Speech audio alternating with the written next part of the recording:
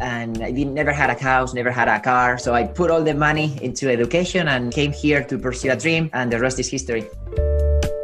Welcome to Latinx in Power, a podcast hosted by Thaisa Fernandes. Welcome to Latinx in Power. Today, we are going to talk with Carlos Gonzalez de Villaumbrosia. He is the founder and CEO of Product School, the global leader in product management with a community of over 1 million of product professionals. Carlos has a Bachelor of Science in Engineering and Industrial Management, and also in Computer Science. It's such an honor to have you here today, Carlos. Hola. Thank you for having me on the show. I invited Carlos to our podcast because he has an interesting journey building global companies and digital products, and this is a subject I would like to bring to our podcast. Technically, he's not a Latino, but a Hispanic, since Carlos is from Spain, and I think we share a lot of similarities. Today, we'll talk more about his journey, entrepreneurship, and of course, product management. And of course, I adopted this question I always ask my guests. So what does it mean to be a Hispanic for you? I had to reflect on this question. This is the first time that I get asked. And I realized that it's a beautiful thing. And I'm very proud of it. I'm proud of my culture, and I'm proud of, I think I can bring a different perspective now in a more global world, especially now living in a different part of the world, because I was born in Spain. I lived in South America, in Santiago, in Chile, and now I've been living in San Francisco for the last 10 years. So I think it's something that helps me connect with people. I've had many experiences with someone who say, oh yeah, I went to Spain and I had a great time, or I also speak Spanish, or my parents were born in a certain part of the world. So in a way, I think that makes us connect and get closer to each other. And I think ultimately that helps us build more diverse products and teams as we grow in our careers. Awesome. Yeah, I love that. I totally agree with you. I think it helps us to connect with people maybe in different levels. In your case, being like a Spanish speaker. In my case, I think it's a little bit different for Brazilians because we don't share the same language. But at the same time, I feel a lot of similarities and we connect so easily. So it's really cool. And how did you land in product management? I would love to hear more about your story. Basically by randomly. I had no idea what product management was not so long ago. So I started my career as a software engineer. I started computer science, and I soon realized that I didn't want to spend the rest of my life coding. And I felt stuck because everyone around me wanted to code. And even my professors didn't give me any other option. I was supposed to start my career as a software engineer, then maybe senior software engineer, then principal or whatever it is. But I wasn't supposed to be there basically. In my mind, it just didn't make sense, but I just didn't know my options. So my closest alternative was to go to business school. I thought, well, maybe there is something there. And that's what brought me to Silicon Valley. I started a master's degree in the University of California, Berkeley, and I had two breakthroughs. First of all, I met a lot of other engineers who were thinking business, which was really refreshing to know that, okay, I'm not the only one here who wants to leverage a technical background in a different way. And number two, I met a lot of business folks coming from just different backgrounds, such as consulting, finance, marketing, and so on, who wanted to be closer to the action. They wanted to work in tech. They wanted to get their hands dirty. They might feel intimidated just because they know how to code, but there's definitely something in between. Business school felt too high level. Some of the things that we were learning there didn't really apply to our daily lives. There was no single class on product management, but forget about product, not a class on digital marketing, data analytics, UX design, so some of the skills that a lot of us use on a daily basis. So here we are, two different groups of people trying to tackle the same problem from different angles. And as I continued my career, I started building other companies. At the end, I decided to build a product school, which is literally a hybrid in between a business school and an engineering school that gets the best out of both worlds and can help that next generation of product managers to get jobs much faster. Because at the end of the day, I've been building products with different titles. I had no idea what I was doing. And then, after 10 years of experience doing a lot of different things, I'm like, I'm a product manager. And I think I learned a lot of things pretty much on the go because none of this was actually taught in traditional education. And how was your process? So were you in Spain or Chile at the time when you decided to move to Silicon Valley to study business at UC Berkeley? I was in Spain. I love tech. I was in love with Silicon Valley. I just wanted to play in the NBA of tech. So basically I saved out all my money and I never had a house, never had a car. So I put all the money into education and came here to pursue a dream, and the rest is history. Amazing. And when was that? Oh my God, that was 10 years ago. 10 years ago.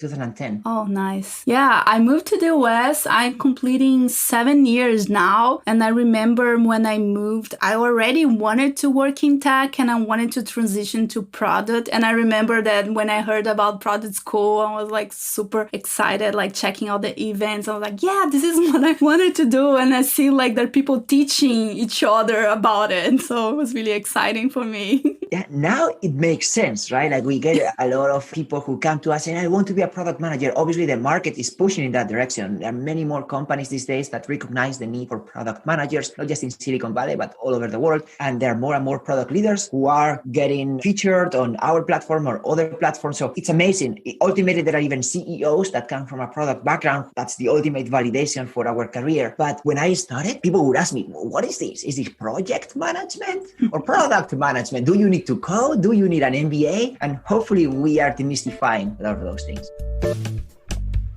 It's clear that education is really important to your life. And why did you decide to invest in education? This is something that I actually love and hate at the same time, because I always struggled finding mentors. I was always feeling that I wasn't in the right place. As I told you my story in computer science, I didn't want to be like most of my teachers. That was a problem because I really wanted to learn, but I just wanted to learn from others. I just wanted to choose who I want to learn from, what I want to learn. And the traditional system wasn't set up for that. So I've been always looking for solutions to my own problem. This is my third company and all of them have been in the education space. So I've been always trying to find a way, first of all, that helps me. And hopefully this is a bigger problem than just myself. And Product School, I think, is a good reflection of that. I'm very passionate, not just about education, but about product management, because nobody helped me break into product. I had no idea what even product management meant. So now, hopefully, by solving a problem that really resonates with me, I can connect with others who are going through a similar journey. Mm-hmm. Amazing. And I just remember, I think it was last year that you shared a list of Latinx's product managers, right? And we even have someone we interviewed in this podcast, like Gretchen Rodriguez. And I'm going to link to the description of this podcast because it's really inspiring to see all the Latinxers there. Totally. So last October, we did it as part of a Hispanic History Month. We wanted to use our platform to feature incredible Latinx product leaders who are really changing the world. It's a VP of product at Google Assistant. There are other VPs of product at other incredible companies. Gretchen, as you mentioned, she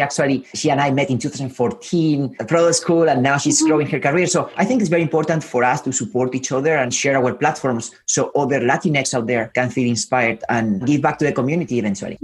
Amazing.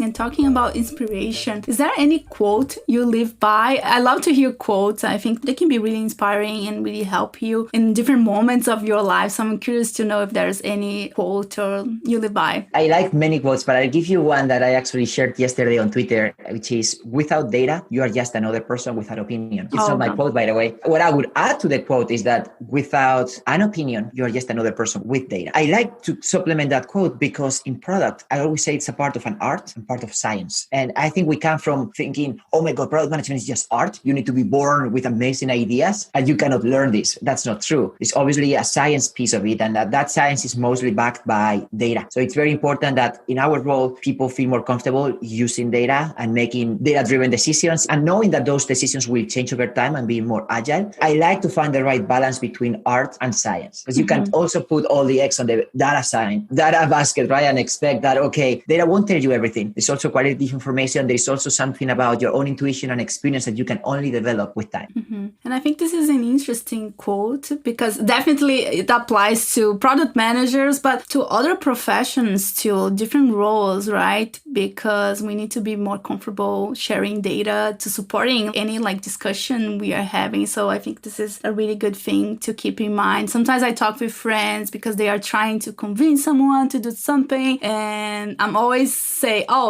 which data do you have? What you are going to show to convince this person? Because you're right. If you're just saying something, sometimes it's just your personal opinion, right? You need to back that up with numbers and something you can quantify. Some companies would call this the HIPPO, HIPPO, which is the highest paid person's opinion. Usually that used to be the winner. Yes. And not anymore. Yeah, not anymore.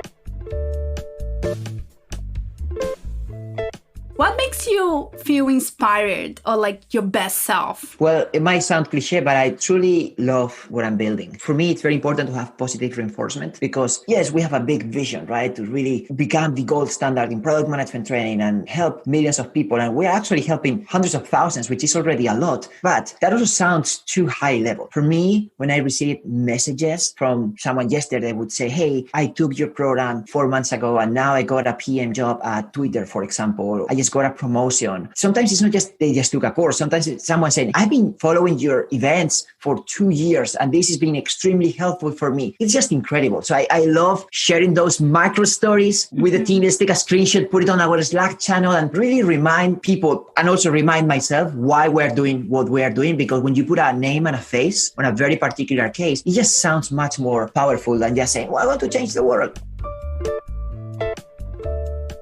During this pandemic situation, how does that situation like affected product school in general, like the events? I imagine like they're all online now and even the courses. Do you have like more people interested in transitioning to product or learning more? I always say there's never been a better time in history to build digital products. Because if you think about it, and obviously macro situation is not looking great in general, but in our own world of product and digital, this has accelerated our roadmaps. Now with more companies working remotely, with more businesses moving online, now that means that there is a bigger need for product managers to lead that digital transformation. So we've seen many companies that even if they are downsizing, they are also hiring more product managers and they're increasing their investment in digital. So in our case, that has also accelerated our business. As you mentioned, all of our trainings are delivered live online, which is now allowing other people from all over the world to have access to incredible product leaders who are based in Silicon Valley and New York. So all of our instructors, they keep their full-time jobs as product leaders, companies such as Netflix, Google, Facebook, and so on. When we were doing these trainings in person, only people who lived in the same locations were able to benefit. Now, this is completely democratizing access to high quality education. In addition to that part, we also continue increasing our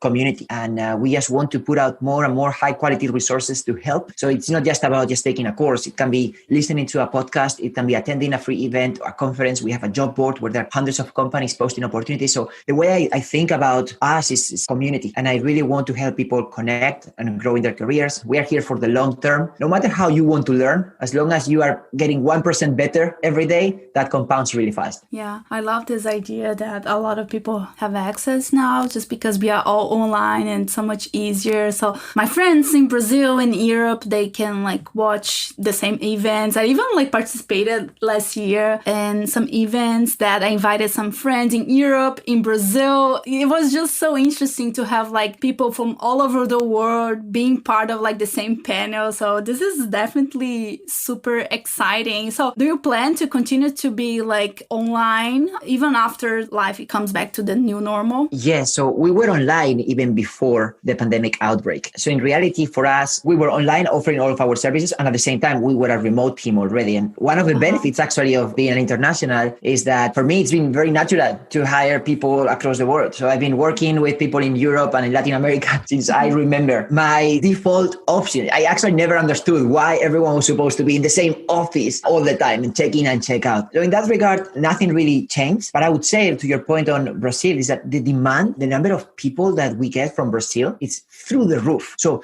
it's really amazing to see that people are hungry to learn. Now they have access to these opportunities and they can really connect with product leaders, not just in their country, but also in other parts of the world, which ultimately I think makes all of us better. Now there is no excuse to say, well, Netflix is not in my town. Well, no, Netflix is in your laptop if you want it. Netflix, Uber, or any other company that you admire. And these product leaders are extremely generous with their time because they want to give back to the community. The main reason why they do it is because they resonate with the problem that we're trying to solve. Most of them didn't have a product school when they broke into product, and they all have different journeys. So now they see an opportunity to help that next generation.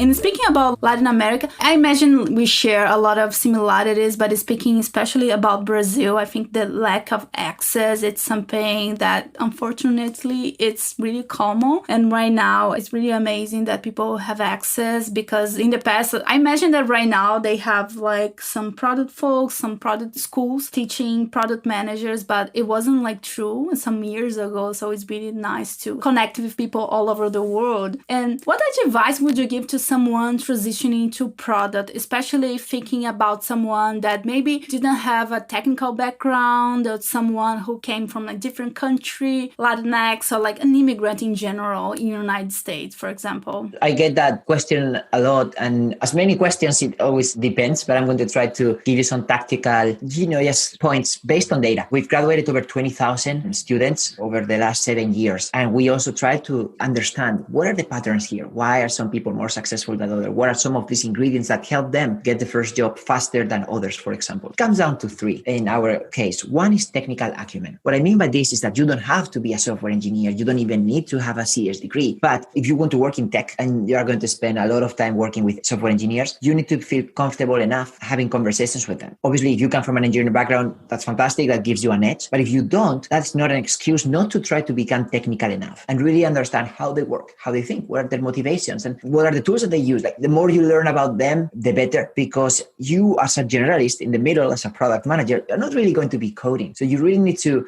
lead by example and influence and make sure that everyone understands why you are there. I remember when I was an engineer, I would hate to have my boss, who wasn't an engineer, come to the engineering room and give us the list of tasks to code, as if I wasn't supposed to think or have ideas, right? So I think it's very important for the product manager to really make engineers be part of the decision-making process, explaining what's happening, why what they do makes a big impact, and kind of what's going on outside the engineering room. There are many ways you can do so, but definitely trying to be in their shoes would help. Obviously, there are companies that are much more technical than others, so this requirement might be even stronger. If you are working in a super high-tech company that is doing voice AI devices, well, maybe the definition of being technical enough is much stronger than technical enough in an e-commerce website, just to give you an example. So it's important to also check in with every company to know exactly what they mean. Number two is business acumen. I would also call it industry domain, because at the end of the day, you see a lot of entry-level product positions that require 2 to 3 years of experience, which is crazy. It's a chicken and egg problem. How am I going to get that experience if you're already requiring experience for this job? The trick here is that even if you don't have the title, you might have some product management experience already. Maybe you work as a project manager or program manager, business analyst, scrum master, software engineer, whatever it is. As long as you're close enough to the product team, it would be important to see exactly what you've done that could qualify that experience. Certifications obviously can help as well. But what I mean by having industry domain is not just you have an MBA or a degree in business administration. It is that you really need to care about the product and the user. You need to know what's going on in the market, what's going on with the product, with your competitors, who the users are. Hopefully have some knowledge around economics and how you make money, how you build.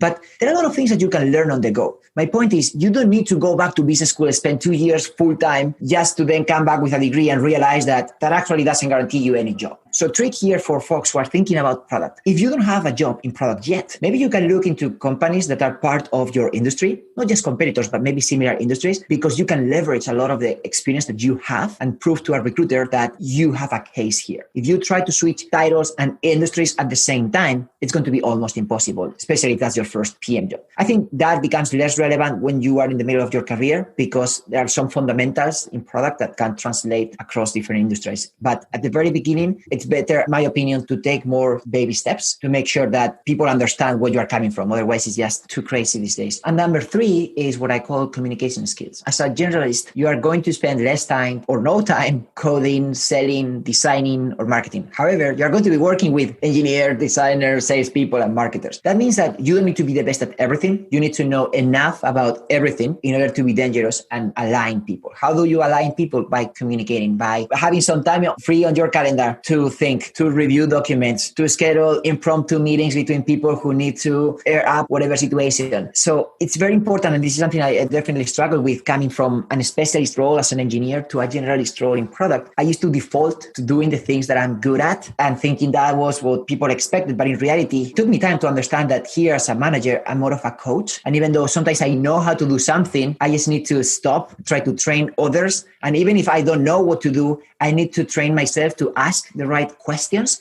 and help people get to the answers instead of being in a problem solution mode that is just going to burn everybody out. I love your tips. I really like them. And I really like also that you mentioned communication skills. I don't see a lot of people talking about it and the importance of that, because in the end of the day, you spend most of your days like communicating with people, talking with people, like having meetings, writing documentation. And this is definitely super important. And I imagine like for immigrants in general, if you work in your second language, this can definitely be a challenge and something that you really need to dedicate your time to feel comfortable with the language you are working, right? Totally. It's still a work in progress. And I think that it made me want to learn it even more because I struggled just getting my point across. In addition to learning how to communicate, I also had this barrier language. And sometimes things can be misunderstood. Not being able to see each other's faces in a remote environment can be hard sometimes. So obviously, when I say communication skills, I mean not just master public speaker or a book author. It's really knowing how to craft emails, knowing how to take a conversation to offline and over Zoom at least. There are certain things that you can only learn with experience, but it all starts with having that curiosity to learn. I don't expect when I hire PMs or when I train PMs, I don't expect everyone to come with a playbook. Come, here's how you are a master communicator. No, here's how you are a master listener and how you are not going to give up. And even though, yes, we may have an accent and yes, we may not know all the words, but there are other ways you can communicate. And I think that can also be very powerful. And what a Hispanic and Latinx entrepreneur should always keep in mind when developing new products overseas. I think we have an unfair advantage here, which is we really understand multiple markets. I'm talking about maybe people who are now in the US or in a different part of the world, and they are trying to expand. You speak different languages and you understand different cultures because you've lived in different parts of the world. Embrace that. That's beautiful. That's amazing. You can bring a perspective that maybe others can't, even if they Google it. So I think it's important to embrace those differences. And I'm seeing this trend now in product teams. They're becoming more and more diverse. Diverse not just in terms of professional background, although traditionally it was mostly engineers. Now I've seen a lot of diverse teams in terms of gender diversity, geographical diversity, and ultimately that helps us build products for everyone and build better products for people. So I'm a huge advocate of diversity, and especially for people who come from a Latinx background, because I know how much value you can add. Yeah, for sure. And I think we also understand really well different struggles, right? Maybe sometimes speaking about my case, living in US for 7 years, sometimes I even like forget about some things. For example, in Brazil, not a lot of people have access to internet, and sometimes the internet is really slow. And here I'm like so used to have internet all the time, good cell phone. So it's always like a good reality check in my case too. Although I also understand like the struggles, I know a lot. So it's interesting. Totally. And I like that point a lot because we don't take a lot of things for granted, right? We know that we weren't born with Amazon boxes next to our door. And we know that all the payments are actually done via credit card because not everyone has a credit card. And just giving some basic examples. But when we think about expansion to different markets, it's definitely not just about translating a website into a different language. It's really understanding all the different cultural differences. Totally. Sometimes it's just like changing mindsets, like slowly. For example, I'm still trying to convince my mom in Brazil to buy groceries online, and she doesn't want to do it. And I'm like, Mom, it's not safe. You need to think that there's like a lot of options. When I lived in Brazil, I used to do my groceries like online, but for her, it's not easy. It's difficult. She wants to see what she wants to buy. Although she's seeing like over the internet, it's not the same for her. So it's definitely a struggle, and I totally understand that, but I still trying to convince her, maybe soon. Which resource helped you in your journey? I love to hear any recommendation you have. It can be books, podcasts, movies, someone inspiring we should check. Well, I like what you said about movies. I would love to create a movie on product management.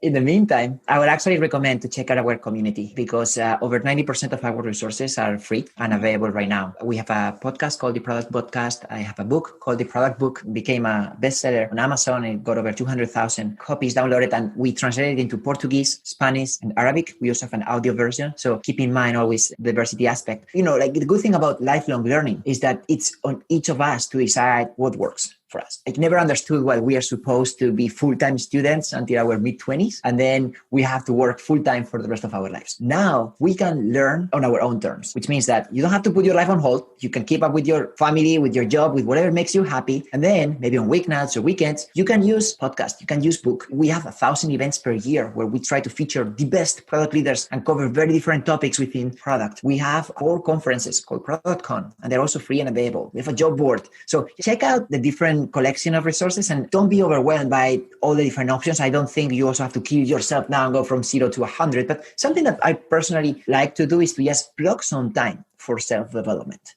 For me, I don't put it on the calendar, it just doesn't happen. And it's so easy to get distracted with life and then Netflix at night and whatever. And I think if you can integrate learning as part of work and life, that can ultimately help you continue growing, because otherwise it's so easy to forget about ourselves and, just be in the trenches with work, be in the trenches with life. And then what about me time? Yeah, I love that. I love this idea, really booking some time. And I see that you also shared a lot in your social media channels. I see, especially on Twitter and LinkedIn, you're always sharing tips, quotes, books. So I think that is really inspiring too. And yeah, that was awesome. I'm going to leave you the last minutes if you want to share something else with us. And I want to also thank you for your time. That was really inspiring. Thank you for having me. I think what you are doing is beautiful. I think we need more of this. So let's keep it up.